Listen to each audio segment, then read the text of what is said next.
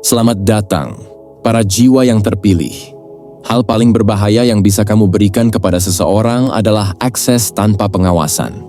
Karena orang tidak menyalahgunakan kekuasaan dulu, mereka menyalahgunakan kedekatan dulu. Kebanyakan orang mengira pengkhianatan itu berisik. Mereka membayangkan teriakan, ledakan, keluar dengan dramatis, dan penjahat yang jelas. Tapi kenyataannya tidak begitu. Kerusakan yang paling nyata biasanya datang dibungkus rasa akrab, candaan, rutinitas yang sama, dan kalimat, "Tenang, biar aku yang urus." Itulah sebabnya, ketika kebenaran akhirnya muncul ke permukaan, rasanya bukan cuma sakit. Rasanya seperti menyusun ulang ingatanmu. Kamu bukan hanya merasa disakiti, kamu seperti dididik ulang tentang masa lalumu sendiri. Ada fakta sunyi yang jarang dibicarakan. Para psikolog sejak lama mencatat bahwa orang yang menimbulkan luka emosional terdalam jarang sekali orang asing. Biasanya mereka adalah orang yang punya akses konsisten ke perhatianmu, kepercayaanmu, dan kapasitas emosimu. Bukan karena mereka paling berkuasa, melainkan karena mereka paling dekat.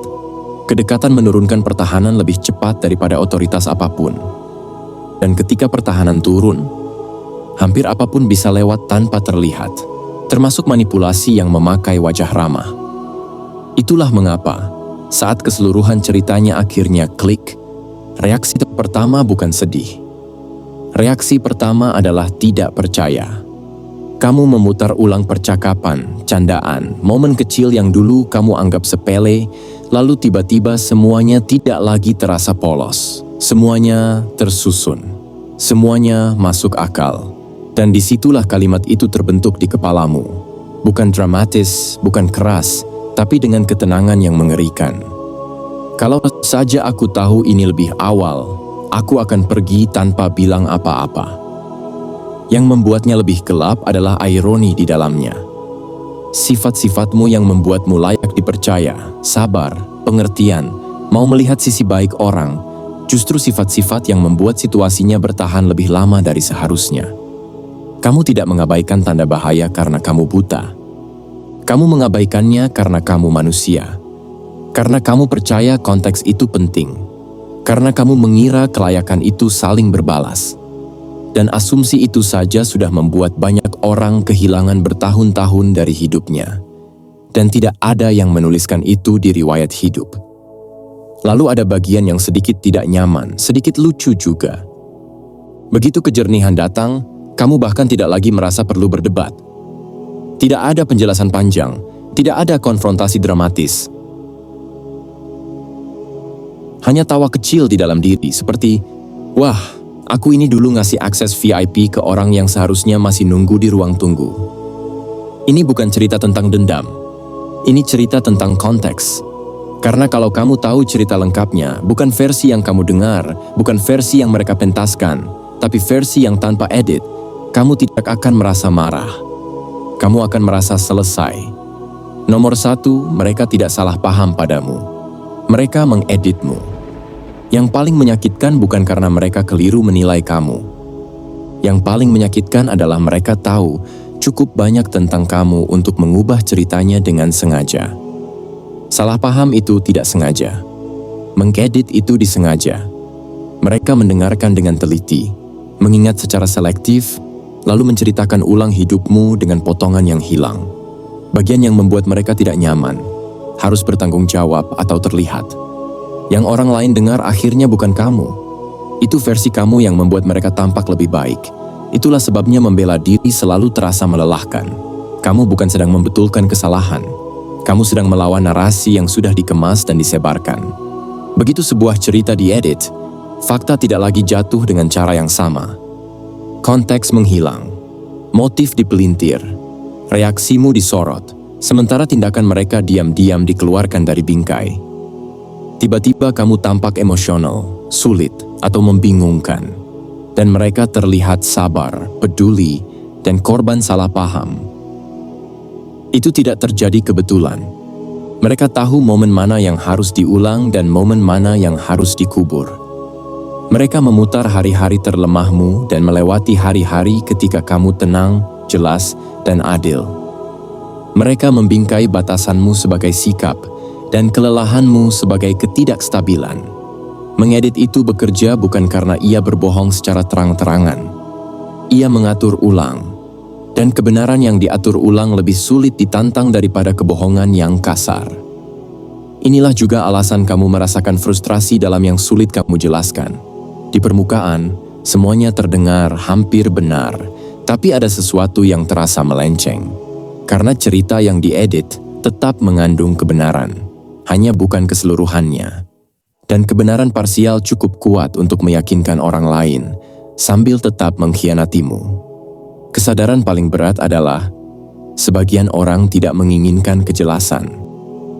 Mereka menginginkan kendali atas persepsi. Mengedit ceritamu membuat mereka bisa tetap nyaman sementara kamu menanggung kebingungan. Mereka tidak ingin penyelesaian. Mereka ingin dominasi atas bagaimana kejadian akan diingat. Begitu kamu melihat ini, sesuatu bergeser. Kamu berhenti mencoba menjelaskan diri kepada orang-orang yang hanya mengenal versi editannya. Kamu mengerti damaimu tidak akan datang dari dipahami oleh mereka. Damaimu datang dari menolak ikut bermain dalam cerita yang sejak awal tidak pernah diceritakan dengan jujur. Mereka tidak salah paham padamu. Mereka menulis ulang dirimu. Nomor 2, mereka mempelajari lukamu lebih lama daripada mereka mempelajari penyembuhan mereka sendiri. Ada orang yang bukan cuma memperhatikan perjuanganmu. Mereka menghafalnya. Mereka melacak kelemahanmu, ketakutanmu, momen saat kamu tersandung, dan saat kamu ragu. Mereka tidak melakukannya karena peduli.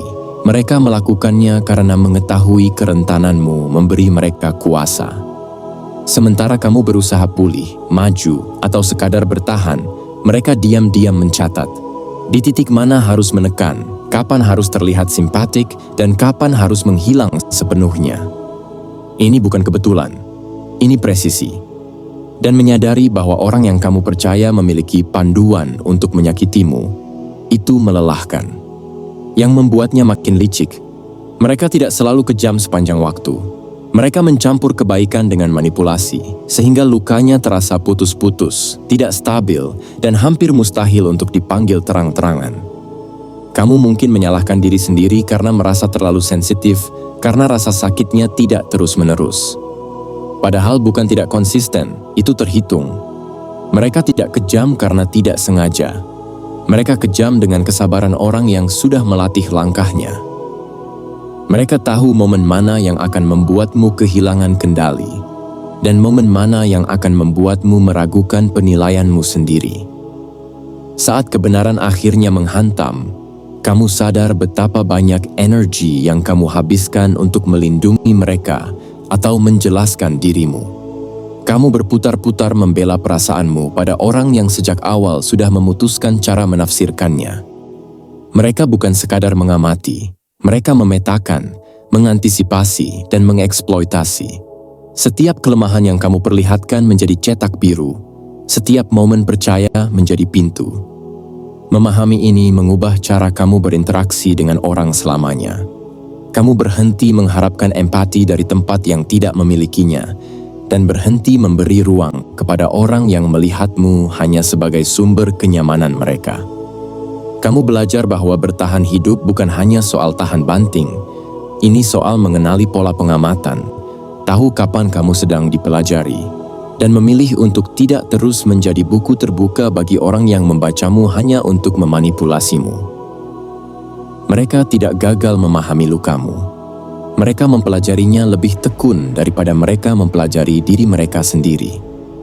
Nomor 3. Mereka butuh kamu bingung supaya mereka tetap nyaman. Kebingungan tidak selalu efek samping, kadang ia alat. Ada orang yang bergantung pada ketidakpastianmu seperti orang lain bergantung pada udara. Semakin kamu ragu tentang apa yang terjadi, mengapa terjadi, atau bagaimana seharusnya kamu merasa, semakin mudah bagi mereka mempertahankan kontrol. Mereka tidak perlu meyakinkanmu dengan sesuatu secara terang-terangan. Mereka hanya butuh kamu terus mempertanyakan diri sendiri.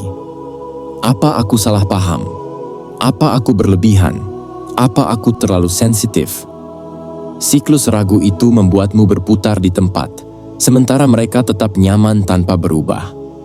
Ini halus, hampir tak terlihat. Ia datang dalam penjelasan yang kabur, tindakan yang bertentangan, dan validasi yang pas, cukup untuk membuatmu meragukan instingmu. Mereka tidak memberi kejelasan karena kejelasan berbahaya bagi mereka. Begitu kabut terangkat, sudut pandangmu menjadi tak tergoyahkan. Dan tiba-tiba keseimbangan kuasa berbalik. Mereka tidak terancam oleh diam, marah, atau bahkan kepergianmu. Mereka terancam oleh kepastianmu. Kebingungan membuatmu patuh. Kejelasan membuat mereka bertanggung jawab. Kamu mulai melihatnya jika menoleh ke belakang.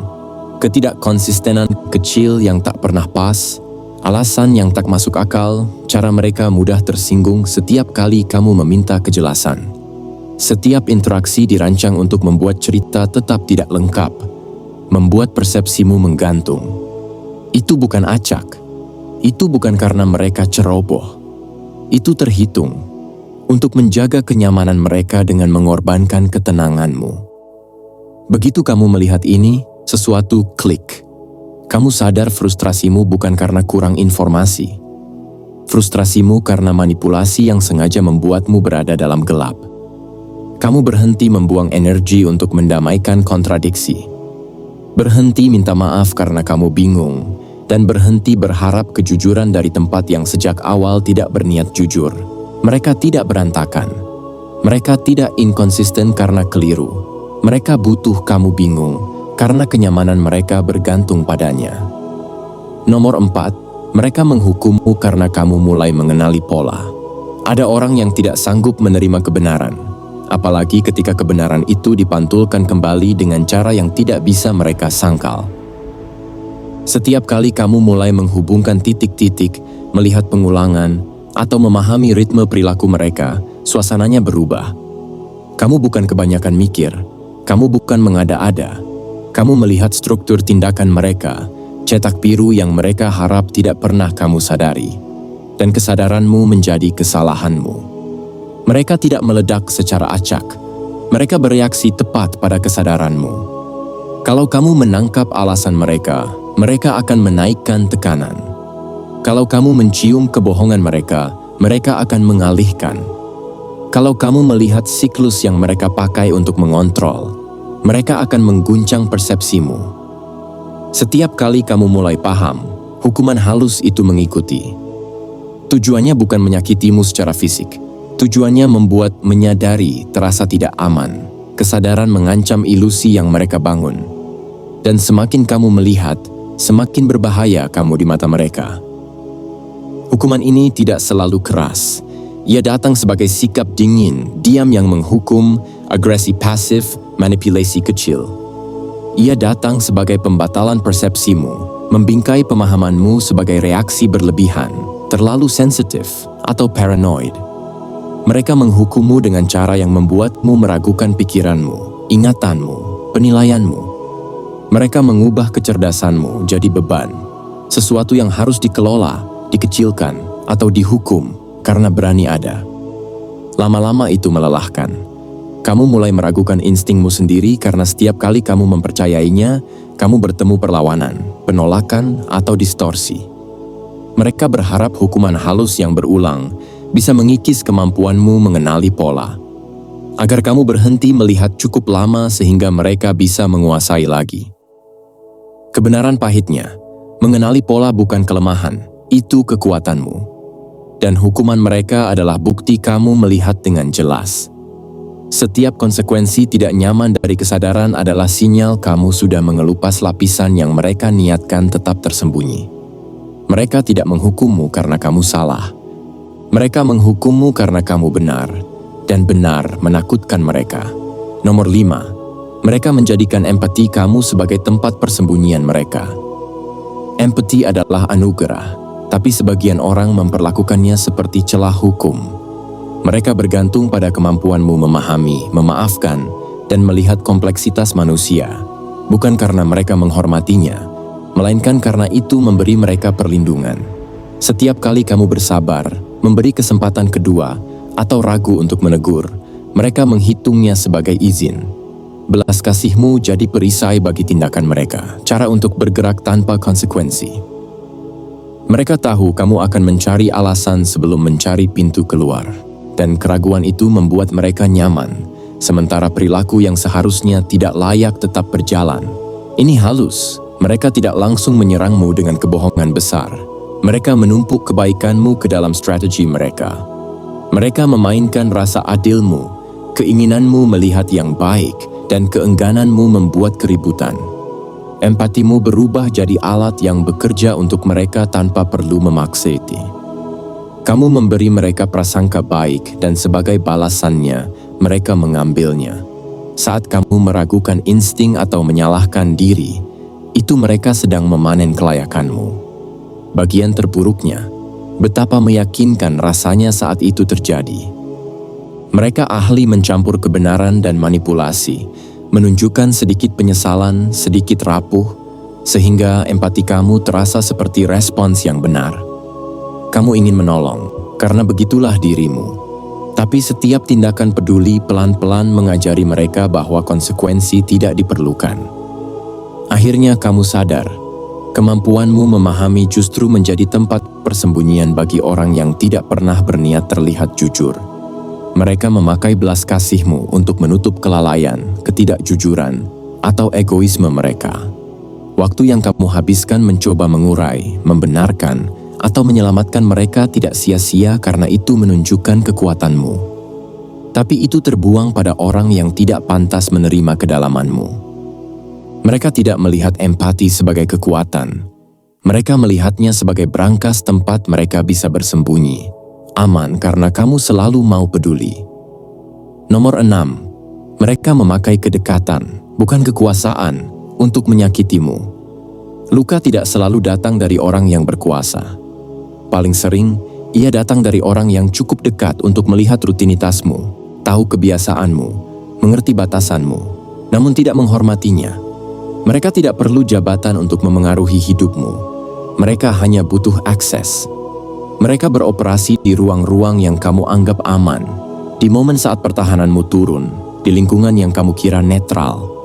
Itulah yang membuatnya begitu licik. Ia terasa normal sampai polanya tak bisa disangkal. Bahaya kedekatan adalah ia menciptakan rasa aman palsu. Kamu mempercayai orang karena mereka hadir konsisten. Kamu mengira akrab berarti berniat baik, tapi mereka mempersenjatai kepercayaan itu. Setiap detail yang kamu bagi, setiap kesabaran yang kamu berikan, setiap ketergantungan kecil, mereka mendapat data, daya ungkit, dan pengaruh. Lukanya tidak mendadak. Ia menumpuk. Hampir tak terlihat di awal, tapi menghancurkan seiring waktu. Mereka tidak butuh gestur besar atau pertengkaran meledak.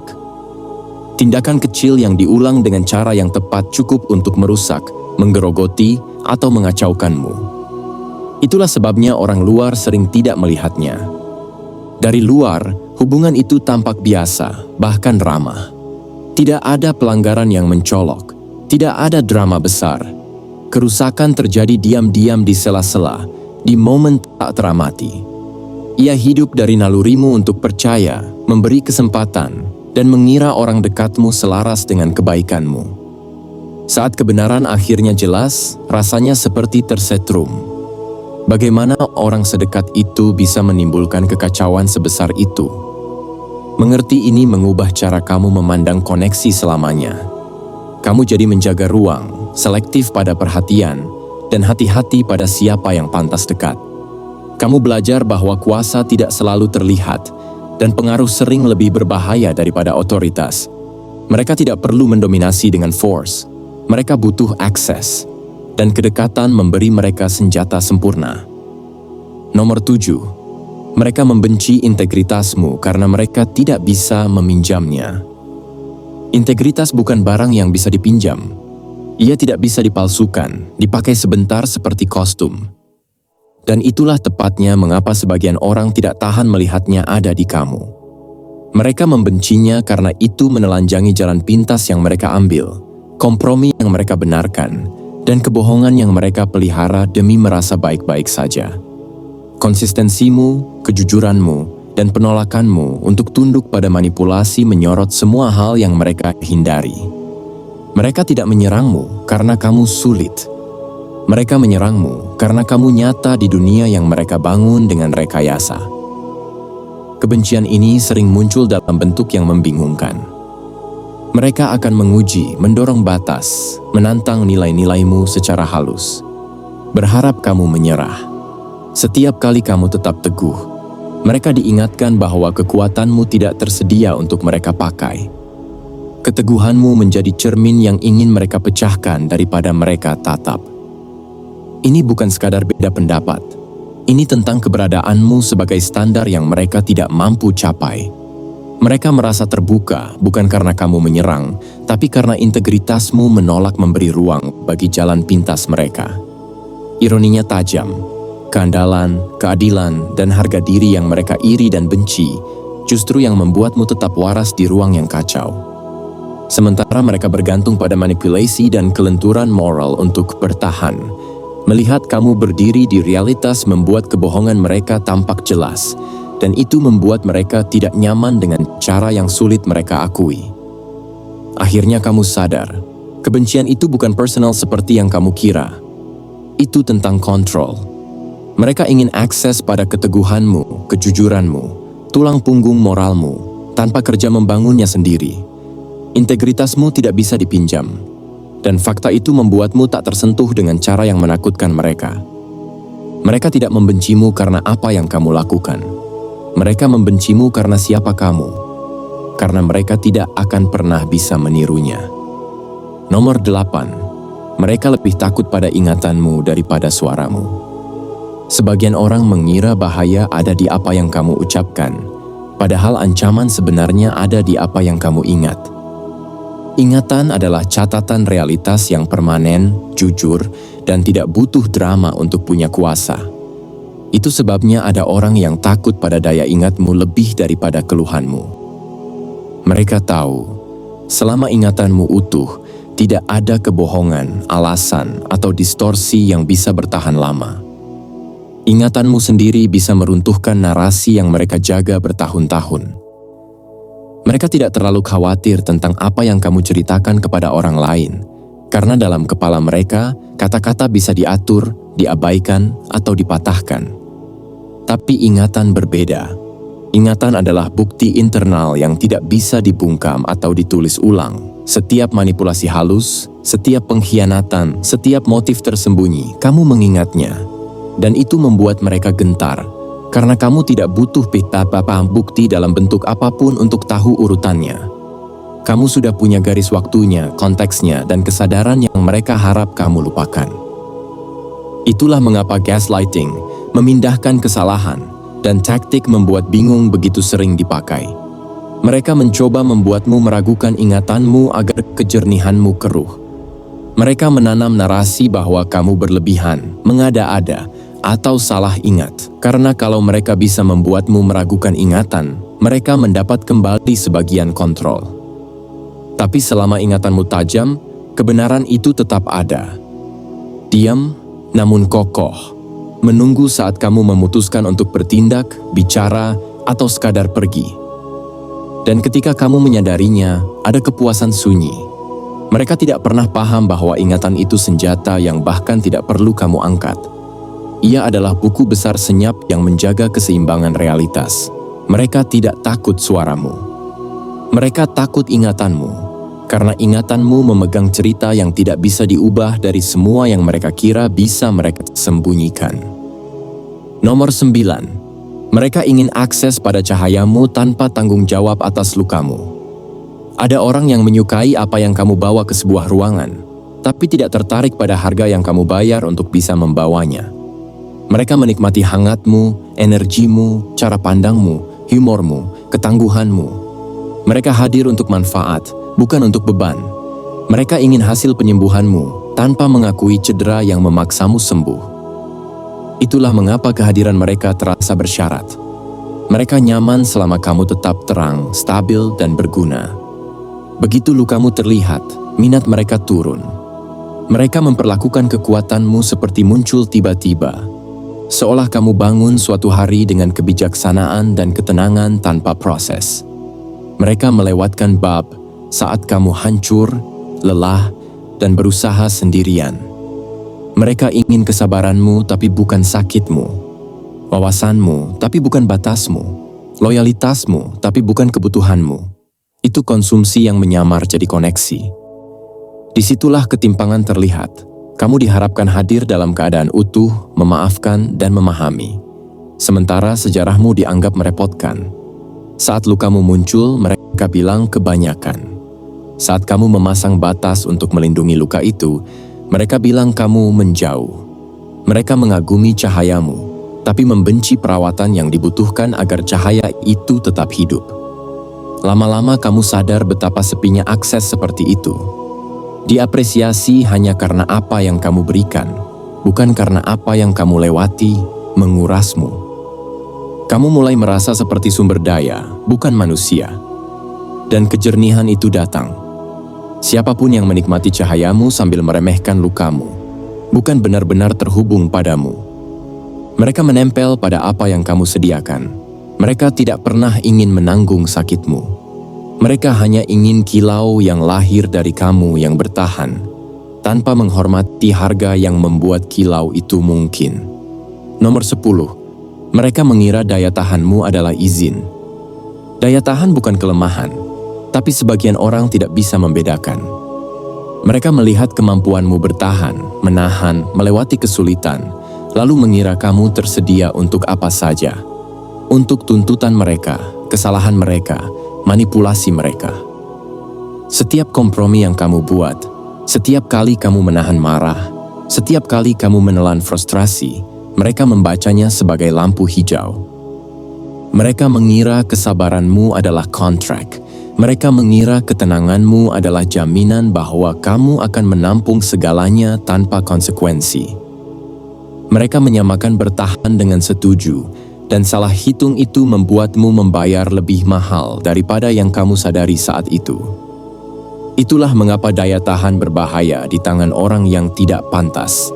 Semakin mereka menguji batasmu, semakin mereka percaya batas itu tidak ada. Mereka tidak melihat kekuatan sunyi yang diperlukan untuk tetap berjalan. Mereka hanya melihat hasilnya. Kamu tetap berfungsi di bawah tekanan. Dan alih-alih menghormati, mereka menganggap itu hak mereka untuk mendorong lebih jauh. Suatu saat salah hitung itu terlihat. Saat daya tahan berhenti diam. Saat kejernihan menggantikan toleransi. Saat kamu berhenti memberi ruang. Di situ mereka sadar. Kekuatanmu tidak pernah milik mereka. Kesabaranmu tidak pernah izin. Mereka bergantung pada kemampuanmu menahan semuanya karena mereka tidak pernah membayangkan dunia di mana kamu menolak. Tragisnya, daya tahan sering mengundang lebih banyak beban sebelum pelajarannya terlihat. Ia menumpuk, tak tampak saat itu, dan rasanya seperti kamu mengelola kekacauan sendirian. Tapi daya tahan yang mereka kira bisa dieksploitasi, itulah yang membuatmu selamat dan keluar tanpa hancur. Itulah yang membuat pelepasanmu akhirnya terasa final. Mereka mengira ketahananmu adalah kelemahan. Mereka mengira toleransimu adalah persetujuan, dan disitulah mereka menemukan bahwa yang mereka andalkan tidak pernah menjadi milik mereka. Nomor 11, mereka butuh kamu meragukan diri sendiri supaya mereka tidak perlu berubah. Alat paling nyaman bagi orang yang tidak mau menghadapi cacatnya adalah keraguan dirimu. Selama kamu ragu, bimbang, atau mengkritik instingmu, mereka tidak perlu melakukan itu. Mereka bisa mengulang pola yang sama dan menghindari tanggung jawab, karena kamu terlalu sibuk menyeimbangkan persepsimu dengan versi realitas yang mereka paksakan.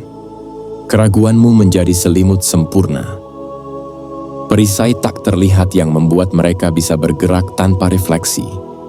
Mereka mengatur situasi agar kamu selalu merasa selangkah tertinggal. Setiap pernyataan yang bertabrakan, setiap ketidakkonsistenan halus, setiap penolakan kecil adalah jebakan untuk membuatmu mempertanyakan ingatan, logika, dan nilai dirimu. Begitu kamu mulai mempercayai diri sendiri lagi, kenyamanan mereka runtuh. Mereka bergantung pada kekacauan batinmu untuk mempertahankan kekacauan mereka. Keraguanmu bukan cacatmu. Itu senjata yang mereka pakai untuk menjaga kebebasan mereka dari konsekuensi. Itulah mengapa kamu sering merasa lelah di sekitar mereka. Kamu memutar ulang skenario, mencoba paham apa yang salah, bertanya-tanya apakah kamu salah membaca maksud mereka.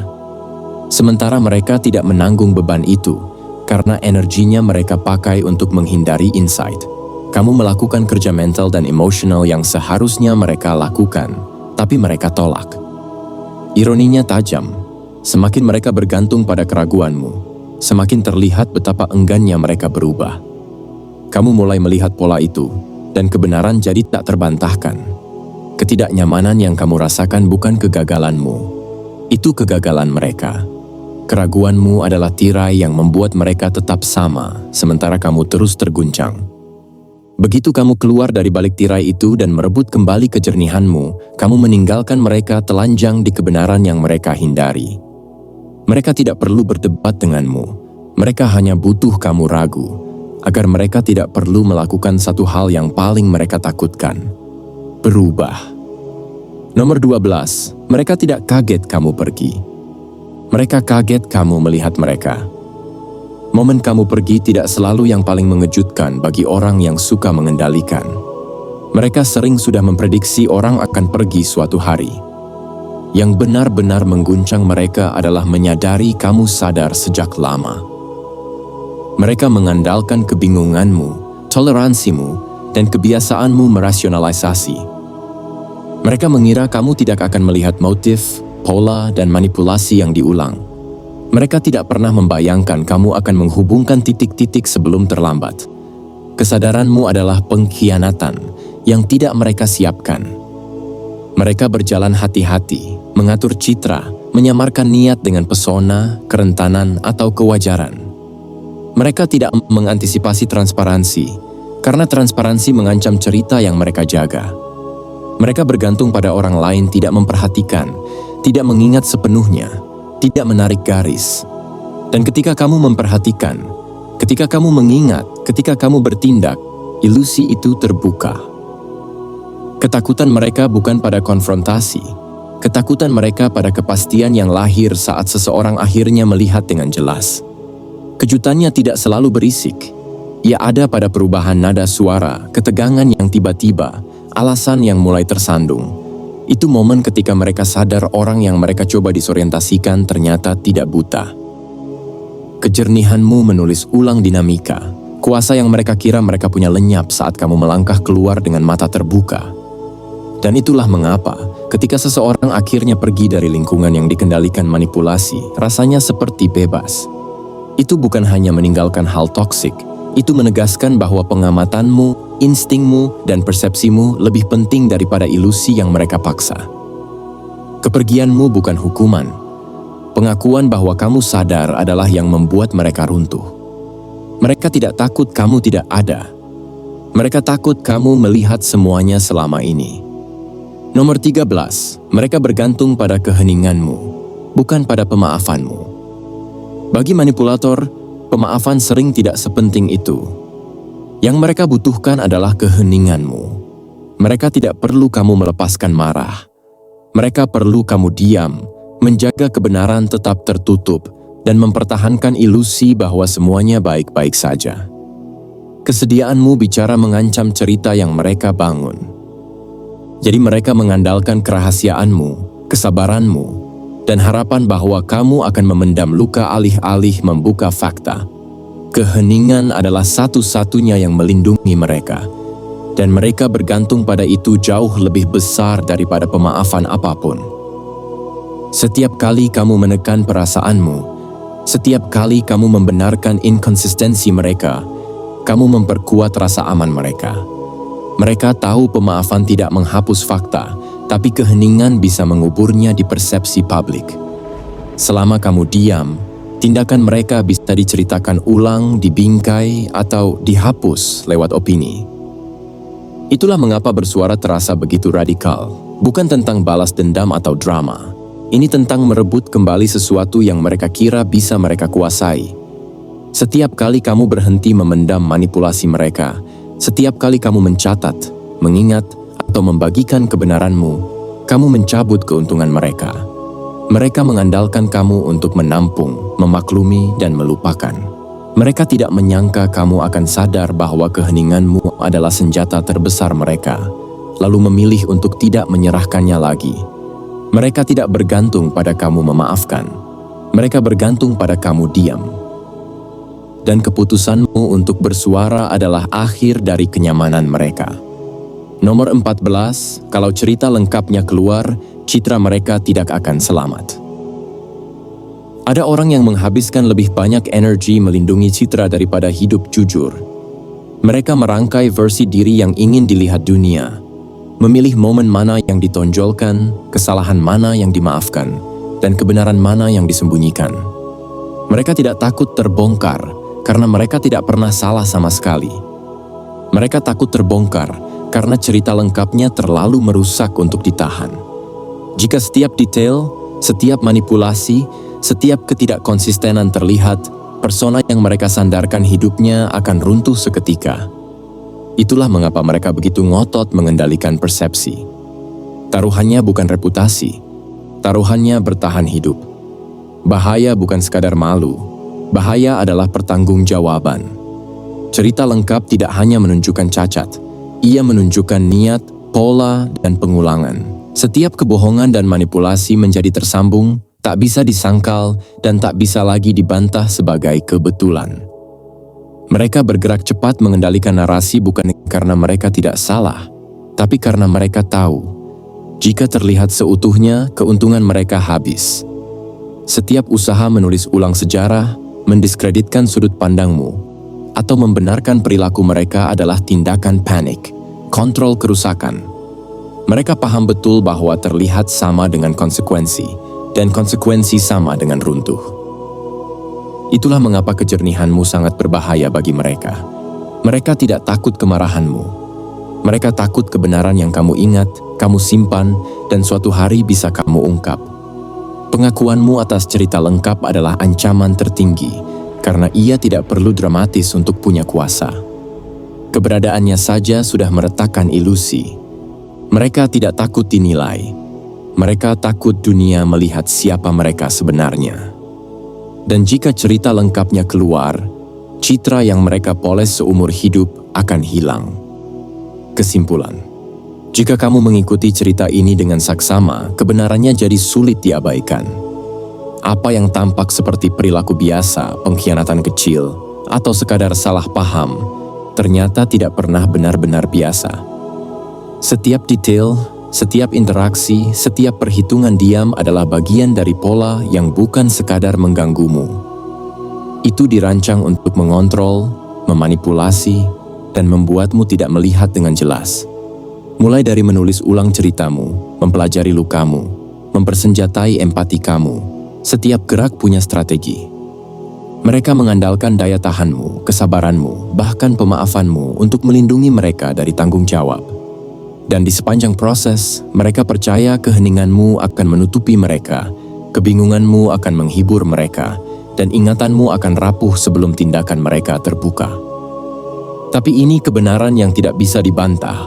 Kamu melihatnya, kamu menangkapnya, kamu bertahan, kamu mengingat, kamu mempertanyakan, kamu tetap waspada saat mereka mengira kamu akan runtuh di bawah beban penipuan.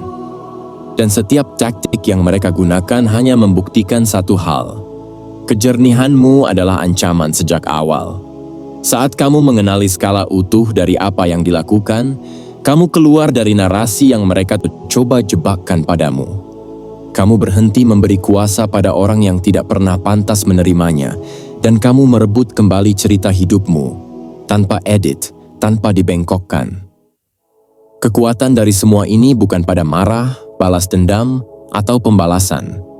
Kekuatan ada pada kesadaran, ketajaman menilai, dan tindakan. Memahami kedalaman manipulasi tidak membuatmu pahit, itu membuatmu tak tersentuh.